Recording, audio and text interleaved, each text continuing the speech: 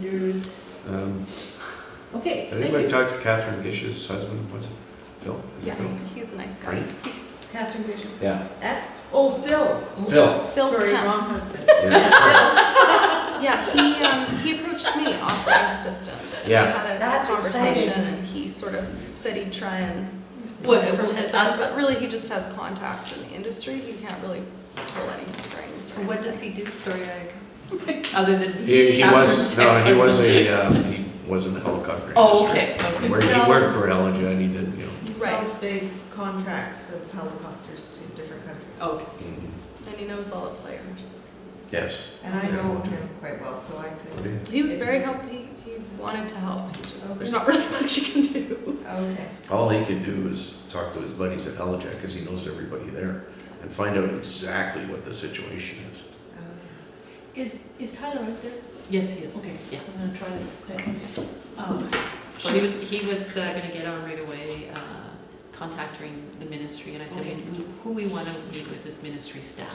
Okay, that's fine, because I think what I'm doing anyway, we won't have time for it, whatever, so that's okay. Okay, good, thank you. I had sent him asking for more printouts, but it wasn't clear, and I was going, I don't think he knew what I was talking about. Okay. All right, then we're gonna move on. Thank you, we've got a couple of action items there. And we're gonna move on now to 6.1, grant funding. I realize we're keeping you here, Bonnie, and you're on 6.2, but I hope this is. We're getting really close. Yeah. Yeah, really close. But it's interesting, right? Really hidden. Yeah. Well, it does relate to, and especially the wildfire stuff will as well. Anyway, go ahead. So I just wanted to let this committee know that the UBCM Community Emergency Preparedness Fund details have been released to some degree, so I've been eagerly watching to wait for them to tell us what the scoop is. So there are 5 different sort of programs or funding streams that they've opened. I won't go into all of them, but essentially there's $25,000 for emergency operations centers and training, so supports the purchase of equipment and supplies required to maintain or improve EOCs and enhance EOC capacity through training and exercises. So the application deadline for that's February 2nd. Obviously I will be applying, but that one's sort of to the side for now because I believe that the Fire Hall Facilities Steering Committee wants to earmark some of that for the new EOC, so we'll have to fight over the. Well, the equipment's transferable. Well, that's, So that's something that should come to council. Council should decide about that, not arm wrestling between committees, right? And I don't think either myself or that committee has really hashed out what they want, so I think at a later date, maybe that is the best way to bring it forward, I'm not sure. Like I said, the deadline for that's February 2nd, so I haven't really looked at it yet because more, You just, well, yeah, but also the deadlines are really short, so there's an emergency social services funding stream that's, deadline is November 17th, so that's the one I've sort of been focusing on. So that funding stream, the intent is to support eligible applicants to build local capacity to provide ESS through training, recruitment, retention, and the purchase of equipment. So Carolyn and I are working together to formulate that application, sort of decide what we want and get it together. So I do need a resolution from council just indicating that they're supporting that application, so that will come to council October 10th, at the October 10th meeting. that the committee recommends to council that they endorse the grant application. I think it's going to be on the consent agenda. Yeah, this is good. This is, Okay. saves a report writing too. Oh, A really? brief, you still have to do something brief, but a recommendation from this committee. would be Great. very helpful. Okay, that the EPEC recommends to council that they endorse the grant application for emergency social services funding through Maybe- EPEC. Grant funding, Yeah, direct staff to prepare a grant and endorse, support. Oh, the- sorry, I can give you the wording that the council Okay, yeah, that would be- resolution needs. Apologies. So the required application contents, local government council resolution indicating support for the current proposed activities and willingness to provide overall grant management. Okay. But I haven't, I think that's there. That doesn't need to go in the resolution. no, I'm just, No, that's good. Yeah. Okay, so what is our motion? That the Emergency Program Executive Committee recommend the council endorse the grant application for the Emergency Social Services grant funding. No. That council directs staff to prepare a report. What? don't know No, I what's think you happening. went right the first time. Yeah, I think what you had is That best. sounded fine. Yeah. And if you could just say UBCM funding, it's called the Community Emergency Preparedness Fund. Yeah. And it's the Emergency Social Services stream, funding stream. What you said, Steph, was better than what I suggested, so. Can we vote on the grant, and I'll just get the details of the stream Yeah. after? can I Okay. have a motion or a seconder? Thank you, Maureen and Kathy, and all in favor? Great, thank you, that passes. And just to clarify, there's no cost to the municipality, it's 100% funding, there's no sharing, so. How much can you get? Well, I'm gonna apply for the full $25,000. Good. I don't know how much I can get though. For sure, do it. I have a question. Sure. Do we, thinking about possibly including it in this grant application, do we have the generator for this building that I think we were going to get? Not yet. Not No, yet? and now that the fire hall's being built, I would suggest that this building won't be used as an emergency operations center. The fire halls are better, period, for that purpose. So I think once that one's built, that would be the primary, and the fire hall number 2 would be secondary, and this would Right. not be an emergency. But I'm just wondering, it'll take at least a year before the new fire hall and EOC is up and running. And At least, in the meantime, either auxiliary fire hall number 2, if we do have let's say an earthquake, can all the municipal staff move over there? I thought what we were gonna do is empower this building to be alive and the staff be able to work in it. Isn't that correct? Yes. So you're talking about business continuity rather than emergency operations Well, center? it would be an emergency operations center until the new fire hall's built too, right? Wouldn't we The use setup. fire hall number 2 as the EOC in the event of an emergency? Depends if there's a road closure or not. True, yes.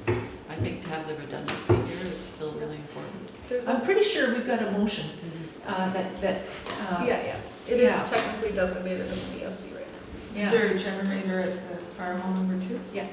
It's all self-contained, you could put that on Mars and I think it would work. But this They have building, fuel Heat there. it too? So Kathy and I, going back to the generator, Kathy and I have been discussing it because it has been exceedingly difficult for me to procure. is there something that our committee could do? Are any of you electricians?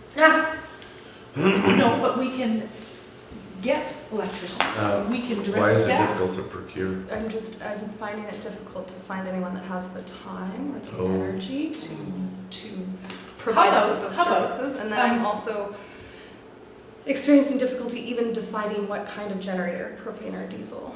So Kathy and I set up a meeting or a reminder to set up a meeting in October to meet with Bob to get his input on the best sort of type of generator for this. Okay, so you've got a decision point coming up in October, great, that's good. I didn't want to take us off the agenda, Okay. I just wondered if we had It it. hasn't been moving very quickly, but it is still on my list. Okay, no, Unfortunately. Maybe No. we'll rope in our fire chief. Yeah, the more people. I think that would be a good idea, okay. Good, okay, I didn't want to take us way off. Hazardous material response, Bonnie. So, the emergency committee, it's a fantastic group. Rod Tullett, he's from Metro Vancouver. He's fantastic. And so he is, or Metro Vancouver staff is currently doing some training on spill response, specifically around water. Oil spills on the water. Yeah, small scale spills. That was just the boats, we got the notice that the boats were gonna be out there and, this summer. Yeah, so I think what we're looking at perhaps at a municipal level is just some, small equipment, some training, to maybe deal with small scale spills in the interim prior to help from other levels of government. And that's what Metro's identified as a gap, and hence the training that this Metro staff is undertaking. He has a really great company, and he's that's taking this training on, and he's gonna share the gems with me from that training, so we don't necessarily, well, he'll just say if it's worthwhile, but he's gonna share the gems anyway. So this is just something that's come up.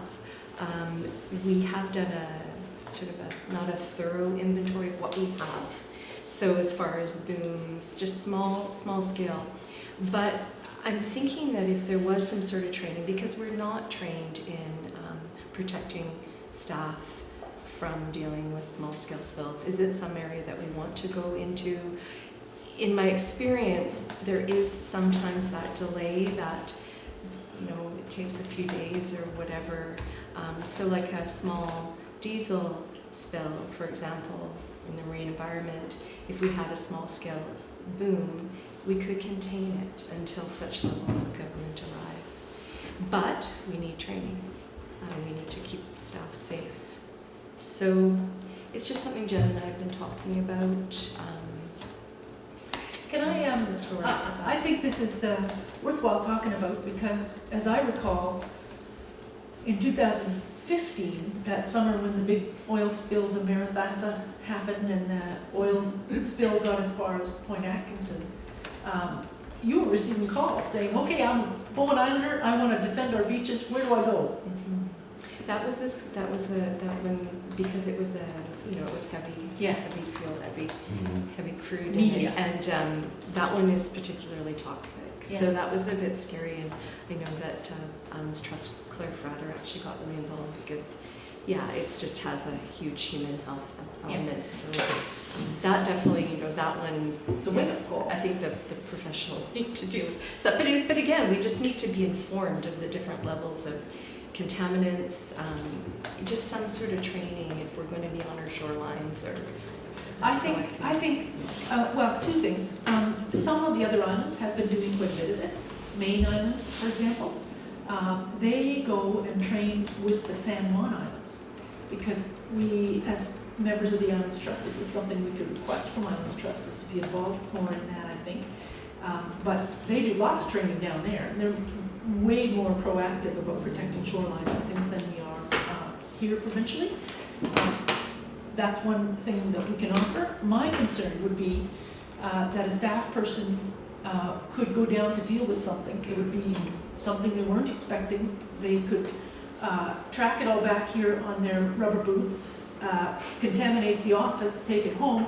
Some of these things are very toxic, and I think it would be good just staff training, like you get safety training for the hazardous materials that go in the photocopier. I mean, I think I support the idea. What I heard there is Metro Vancouver is doing augment and training for their own staff, which says to me that I hadn't realized Metro Vancouver has a responsibility, and as a Metro Vancouver regional, part of the regional district, I'm wondering if our staff can piggyback on the training that their staff are having. They're doing it currently. Are they? It's a little, Do they do it annually, or? This is the first time I'm aware of that they're actually doing this training. It's a new company. They've pilfered really good people from other companies. So it's a consultant that It's a- Metro Vancouver has? Yeah. Is it the same company that was here in July, the Western Canada? No, it's Response? people. They've taken some people that are really experienced, and it's a new company called Nucor Environmental. So who were the people who were here in July? I can speak to that. Yep. That company is basically paid for by industry, so it's sort of an industry insurance, from what I understand. And they're a private organization that was running trials. They work closely with the government, though. Do they share the information that they I have collected, or? I contacted contacted them regarding training and supplies when I first started looking into this and didn't really understand what they did. It's not something that they'll offer. So we could pay them to be on call for us and respond while we're waiting, but I'd imagine that would be prohibitively expensive. Yeah. This is like huge oil companies and large tanker companies pay them to respond to spills. Why, just a question, why is a municipality per se getting involved with this rather than the fire department who are already a little bit trained? Yeah, well, the fire, we do have spill kits, and we have used them on MVAs where we're, like the car's going into a ditch, they're leaking, we've got small absorber pads. A few years ago when we had that ban in the creek down here, we had booms we had put out. We don't have well, I can't say not the ability, but we don't have the resources if there's a big oil slick to take what we have down to the beach and start soaking things up. It's also not a fire thing to go protect the salmon habitat. Kathy first? Yeah, I would find out what obligations Metro Vancouver have to supporting us during an oil spill. To me, that's very heartening that there's a regional level of government that can respond rather than just the province or the Yeah, feds. my understanding, and I don't have a really good comprehensive understanding yet, but is that it's just for their parks. So it's like, so if something happened down in Snow Cove in there, perhaps, that's my understanding, is it's more to do with the parks I think it would be areas. worth further investigation because we don't just pay for the parks, right? We're part of the regional district and see maybe if we can leverage, it'd probably be cheaper to get the company they use to come in and do training for us rather than to go through a different private company. Is this more about, just a second, is this more about staff safety or protecting the environment, or both? Both, I would say. Bonnie? Yeah, and that's how I look at it. It goes hand in hand. I mean, and as I say, it's just for the small.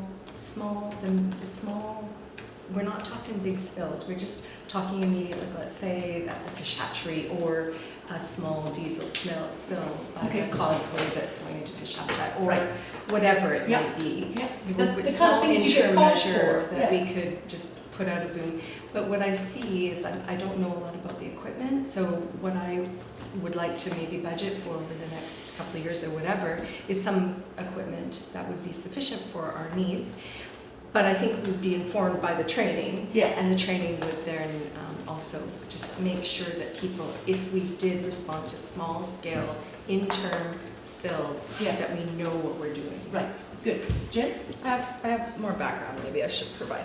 So from what I understand from Bonnie, like she just said, large spills are not something we're concerned with because they come really quickly and they take care of that themselves. It's the small spills that they don't care about that are actually the ones that are going to, I shouldn't say don't care about, but do not respond quickly to, that we're worried about. So I did contact the province, the Environmental Emergency Program, to ask them what they can do for us. I found this document, this BC Marine Oil Spill Prevention and Preparedness Strategy that was created by the province that says that the province encourages coastal communities and local governments to participate in localized near-shore spills. It also said that they would, the province will, in cooperation with the Coast Guard and oil industry, provide training programs designed to establish community-based marine oil spill workforce for shoreline cleanup and wildlife rescue. And I was like, great! So I contacted them. Where are these training programs designed to establish community-based marine oil spill workforce, blah, blah, blah. And they don't have that. I contacted her and she said, you've raised a lot of valuable questions with regards to emergency response. She said they work closely with the Coast Guard. They may become involved, work with local municipalities. If your municipality wants to be more response ready and prepared to take immediate action, consider taking hazardous materials awareness or operations and establish and stockpile an emergency response trailer. And then she deferred to her superior as to what degree of support the province could offer in ways of supplies training, and cost recovery. And then she responded later, they don't do any of that, but they are happy to coordinate an outreach event. So it can be a formal or informal discussion of response resources and capabilities of the ministry. So she said that they were happy to come and discuss that with this group. But on the hazardous materials awareness, that's basically a course offered by JIBC. It's at most $170 per person for a one-day course. It's something that the fire department is also striving to, I shouldn't speak for you, but Yeah, no. have for all their members because it's in their playbook. So if they're training in it anyway, we could, in my mind, quite easily add a couple of municipal staff for a fairly low cost. The equipment and supplies, I think, would come out of that training, so Yeah. that would give us a better understanding of what we need. But again, from what I understand, you can buy a self-inflating boom for $1,000. I mean, that would go a long way. And what we're doing is putting our finger in the dike. We're not trying to mop it up ourselves. We're trying to stop it from reaching the shore and stop it from spreading while we await further assistance. Sorry. Kathy? Is, Right on. is this part of the HVRA? The HRBA, no, this, HRBA. I got involved in this because Bronnie brought it up as an issue when I Okay. first started. Should it not be part of the HRBA? I mean,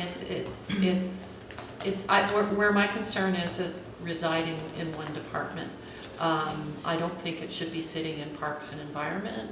I think it should be a higher level where we have more general training of different staff departments.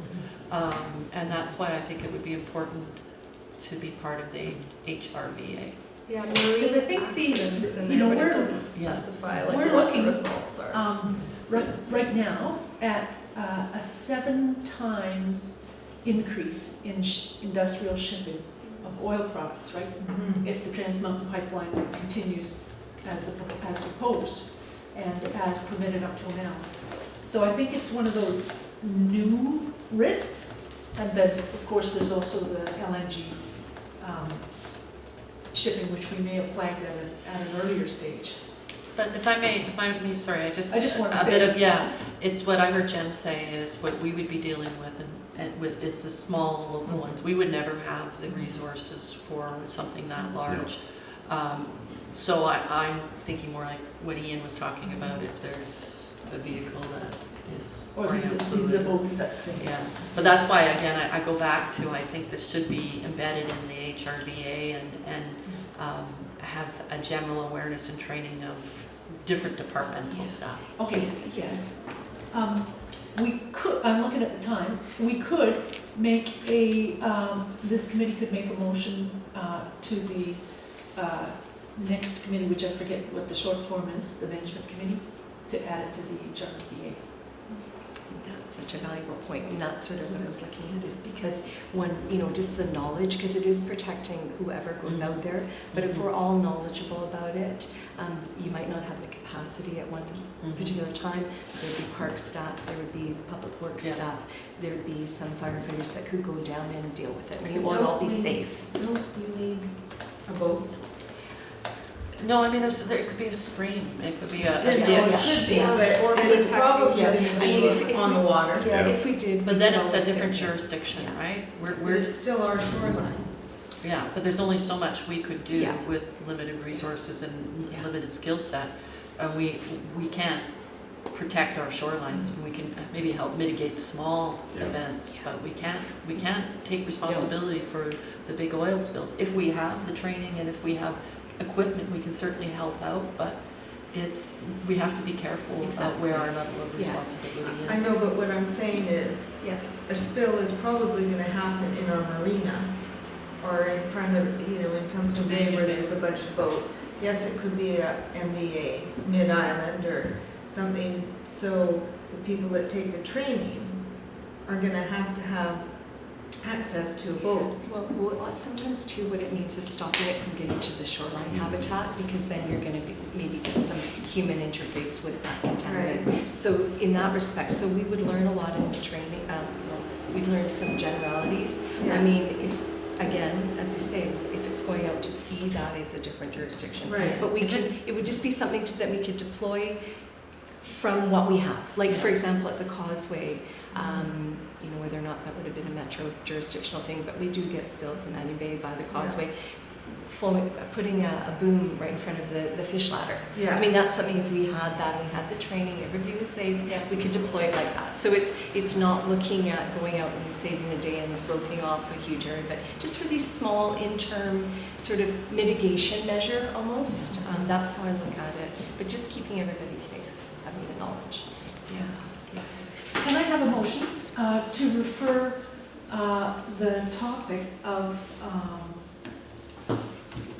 what would we call it? Hazardous materials response, specifically petrochemicals at the, in the water to the HRVA. Something like that? I think it be included in the HRVA and, Referred to the next. Yeah, and then the Environmental HRV could Program be- Management Committee. well, I wouldn't even refer it to them. I mean, I would, but what I would Just say is, Say that it be included. it'd be included in the In there, HRVA. Yeah, great. Along that line, and it might come in through the training also, is to go through WCB or WorkSafe. Because now for even firefighting, once we go into a fire, we're supposedly when we come out, have to take all our gear off, double bag it. So there's a whole lot of regulations now that are going through the fire department. So I wouldn't want all of a sudden to send a bunch of guys down in their rubber boots running around, and now they've left and they're doing other things, so What just I- different regulations. I think what might be worthwhile is if it's embedded in the HRVA, then I think it would be worthwhile to have somebody come over and do general training for all relevant staff, rather than sending people off piecemeal through a course. Yeah. Well, let's see if we have a mover on our motion there. What is the motion? That Kathy? the emergency program executive committee recommend that staff include hazardous materials response in the hazards and risk vulnerabilities assessment. I would just say, take out that recommend to staff, just say that the, Emergency program executive committee direct staff. no, just say it's included. So just say that the, Include. yeah, whatever it's called, the hazardous risk assessment be included in the HRVA. Anybody like to? What's the word, the emergency, the, You can take out the committee's name and just put that, whatever, now I can't remember what it's called. We call it that hazardous materials Yeah. response Be included in Okay, the HRVA. got it. Okay. So do I have a motion? Thank you, Gary. A seconder? Thank you, Kathy. All in favor? Great, thank you. Yeah, I think, just the direction of this, I'm finding it really hard to understand how this is gonna be set up, and I think it should be through the fire department. But I also think that there should be some training for rec staff and that sort of, or, parks staff. Yeah, because they're the ones who get called when a boat sinks. Yeah, but also Ian has all his staff. And I really take your point about the WorkSafe and the WCB, because if they've got new regulations. But this is good, it'll open come it up up. again in It'll the open it up. management committee, right? But I think it's gonna get really convoluted if we start to get a whole bunch of different groups in doing this, rather than have some direction from one group like the fire. And hence the benefit of them all training together. Oh, I agree, hence, yeah, I agree 100%, but I think it's gotta be under the direction of somebody. Anyway, that'll all get filtered out, that'll be fine. Management committee, maybe. Yep. Yep, okay, good. Sure. Thank you, Bonnie. And I think that's pretty good that you bring it up, and let me know if you want to know what, if you want links to what the other islands are doing. Is there an action item about contacting Metro Vancouver more? Yeah, Okay. That'd be I worthwhile. have, here's an action. Yeah, because we are going to be in Allied. Okay, To see if there's any gems that good. I came. just want to make sure. And I think it would be interesting to see what other islands do in context with their relationship with their regional districts. Okay, You know? I'll put an action item for me to find out what the other islands do regarding training. Because it's an interesting relationship there, so. Yeah, and the regional districts. Okay, we are now at 11:45, and we have a significant part of the agenda here, which was the community wildfire plan. So I'm hoping that we can take a good 10 minutes on this. We had it down for an hour. I was ambitious. Or we could set the whole thing aside for a special meeting, because it's a huge, big report.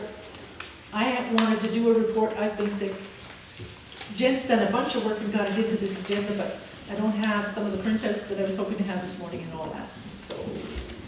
Bonnie? I just wanted to say that the reason why I brought dear Carla in is that Carla in her school years did a great I know you've got the- research on the Wildfire wildfire stuff. stuff. Good. So she's very knowledgeable about Yeah. that as well. This is a big topic, and it's been shelved for over 10 years, and I think it's critically Can we have important. a workshop? That's what I was gonna suggest, Good. yeah. Yeah. Yeah. Because I would like you to be there, Carla, Yeah. because I know you've got that background. And I have questions and information that I'm still collecting. I've got a little report that Jen and I have been passing back and forth information, and I'd like to put together a little backgrounder and kind of have tasks so we go through it. Not that we just look at this huge big report and bounce off of it. Yeah. Which, by the way, for those of you who have binders, I looked up in the binder, I thought, okay, so I must have a copy of this in the binder, and I don't. What's in the binder is the PowerPoint. Wow. So it's not even the whole report, the actual report. And so this might lead to some of the confusion. So let's What's set the that. binder? This is the binder that we got on the Emergency Program Update Committee when we started, and it's, Orientation. you're welcome to have it. Yeah, Kathy? There are in the wildfire report the specific recommendations, so I think it would be good to have a workshop where we go through it, get an understanding of it. Yeah. And then the next step is this committee making recommendations to council based on Yeah. the recommendations. And this is some of the work that Jen has prepared, so if you look at, let's just take a preview, page 19. Preview. Yeah, page 19 of our agenda, and 20, and 21. Amazing. Jen's been working on this with you, a little bit of input from me, and she's put it into a nice table, all the recommendations, and a couple of columns there. And, So yeah, I tried to guess at the expected cost, but you Yeah. can see towards the end I gave up. yeah, And low, medium is very sort of arbitrary, and I didn't want to even assign dollar Yeah. figures to it. So I said to Sue Ellen, that's probably something better Yeah. done by a group. yes. So this is something that we could use as our worksheet and set priorities on these, is what I was hoping that we could do. The numbers that are on them are just for reference, they're not ranked. And just like we did with the HRBA or the different tasks, I think it would be good to do a workshop on this. Yeah. Okay. I think so too. I think it's pretty deep. And the other thing is that I think it's gonna align very well with the logging operation too. Yeah. Because we That's can one of tie the it things. into the cleanup and the logging, and that might be part of the program going forward. Yeah, there's a bunch of, Logging, well, the proposed logging of Crown Lands, right. and it's Thought been that was- postponed, Wow, but it's not gone. postponed, and we have to come up with a plan. This will be part of the plan. I think it'll go. Cleaning the How forest. about a nice We gotta park? clean the forest. Well, yeah, those could Try be, that one. so this is part of the reason I want to Close. I know. We're going to be talking with the other communities at UBCM about this logging company and all that kind of thing, but let's defer 6.3 and we'll set up a workshop about that. Jen, can you organize us about that when Carla's available? Yeah. Two? Stuff. Organize. I will do that. Thank you. I just didn't know who. How close, very soon, or? There's no huge rush, because I think the pressure's actually off. October or November? Yeah, sooner than later. Steph and Sophie and I are away the week after next at a course, so Yeah. we're not available anyway, so. October or November. I don't think there's a rush after 10 years since we got the report. Well, plus the weather is let's get her done. only. I'd suggest maybe November. It's gonna be very long. October is getting already November. quite challenging. Yeah, but we want all of it to be fresh in our mind this I'm summer, sure that, the yeah. horrors of this summer. Yeah. Would you like to involve anybody else? Like Um, the management committee? Aaron? Yeah, you should probably be involved. Yeah, I think the deputy fire chief. I think that would be good. That's a good question. And Carla? I would have asked one of our members of our Parks, Trails, and Greenways Committee to train forester, but she's not available now. Some loggers.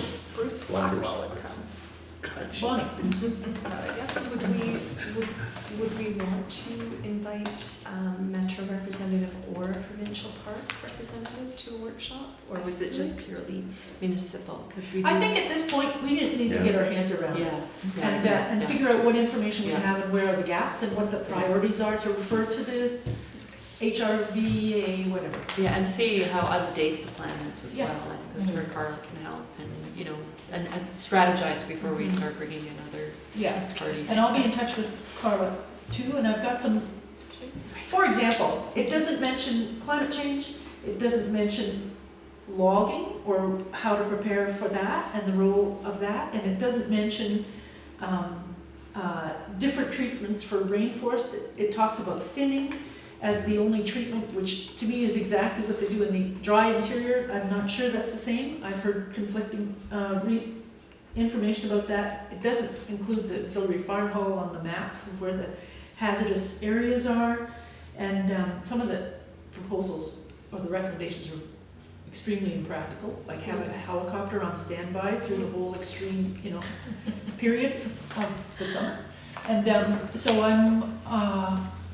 that's why I want to do these priority things. And I think if we just make sure that most of us can be here in Carmel. And Ron? 2 hours? Yeah. Yeah, that's longer than that when work, so that'd be good. Thank you, and if people have their schedules, they probably don't. November? Some people are reaching, okay. Let's have a look and see if we can find a date, because this always works better, and then we've got 2 more things on our agenda. Looking at November, The first, it is second week, November? second week would be better, I'm away the first week. Yeah, I think the first looks a little crowded. Council's on the 14th. We do well It's on got the these holiday weekend. Tuesday afternoons. That's council. Yeah, 21st is a Tuesday, 11 o'clock. I'm seeing some nodding. Let's use that as a draft Okay. and go from there, Sure. okay? No action, items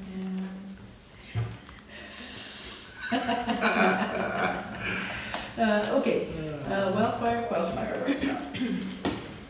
Okay, thank you. And then moving on to 6.4 Bishop's Hill. I forgot. Yeah, stand by. Almost Yeah, there. Bishop's Hill and Warming and Cooling Center still to go. So Ian, what's up there now? There's a berm? Berm, lock blocks, and an old